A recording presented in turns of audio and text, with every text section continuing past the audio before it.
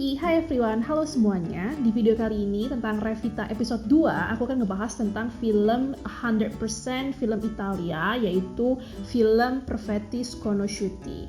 Aku sempat ngebahas film ini di video rekomendasi film-film Italia. Buat kalian yang belum nonton, silahkan ditonton, linknya akan aku taruh di sini ya. By the way, aku sempat salah ucap di video tadi. Aku sebelumnya bilang Perfetti Conosciuti, tapi yang bener judulnya adalah Perfetti Sconosciuti, jadi pakai S di depannya ya.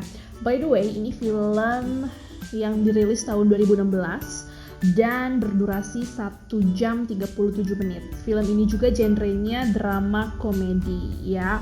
Nah, ini film yang udah 2 kali gue tonton dan gak ngebosenin juga filmnya. Sebelum gue masuk ke filmnya, gue mau kasih tau dulu ke kalian kalau film ini, film Perfetti Sconosciuti ini sudah di-remake oleh banyak negara ya, yaitu Spanyol, China, Rusia, Jerman, French, Hungari, dan lain sebagainya. Maka dari itu, film ini masuk dalam Guinness World Record sebagai film yang terbanyak di-remade.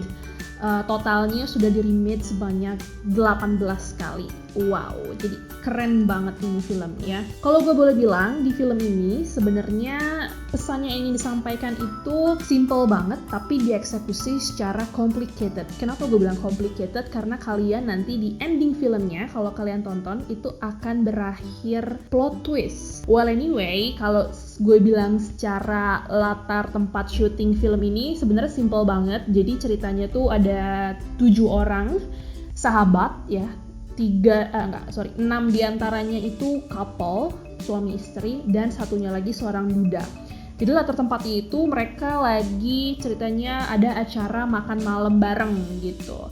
Jadi latar tempatnya cuma di satu apartemen gitu doang, dan kadang di dapur, ruang tamu, ataupun tempat makan. Jadi ya cuma di situ-situ aja, nggak terlalu banyak tempat yang mereka pakai untuk syuting gitu. Permasalahan yang ada di film ini tuh bisa gue bilang agak kompleks ya, tapi intinya tuh di film ini menceritakan atau mengibaratkan sebuah handphone itu adalah sebuah black box, dimana di black box itulah kita menyimpan banyak rahasia ya. Tadi kan gue sempat bilang juga tuh mereka lagi ada acara makan malam bersama 7 orang. Nah, jadi ada 1 orang yang mencetuskan ide, gimana kalau misalkan kita main game, handphone kita taruh semuanya di meja, dan kalau misalkan ada telepon masuk ataupun ada SMS masuk, itu kalian harus bacain.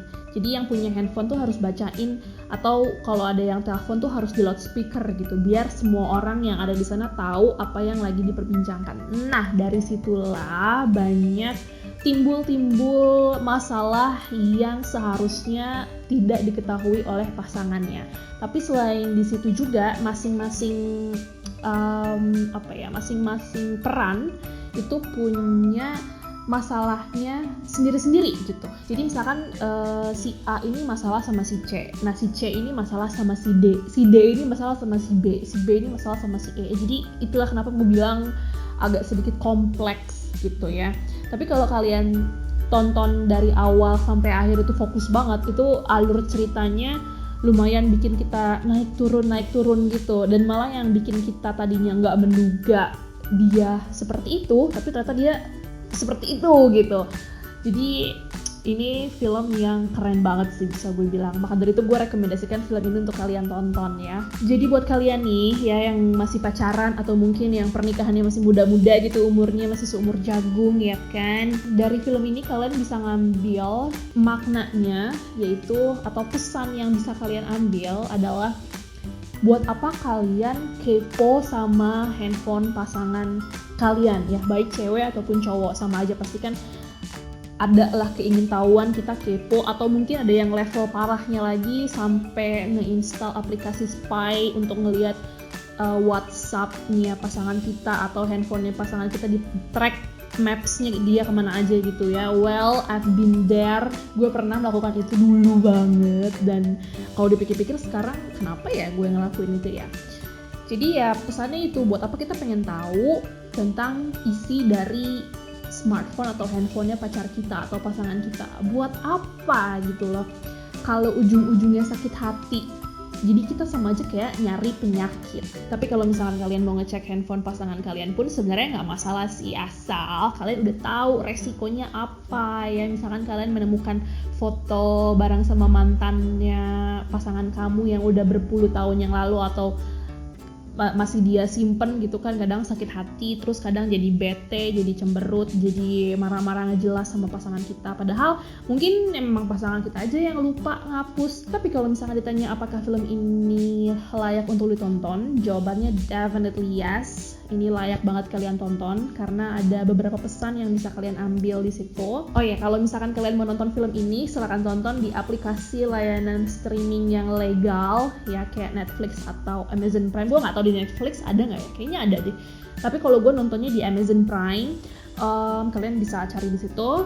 So ya, ini episode 2 gue ngebahas tentang Perfetti Sconosciuti. Buat kalian yang belum nonton, silahkan ditonton. Semoga bisa menambah referensi film Italia kalian.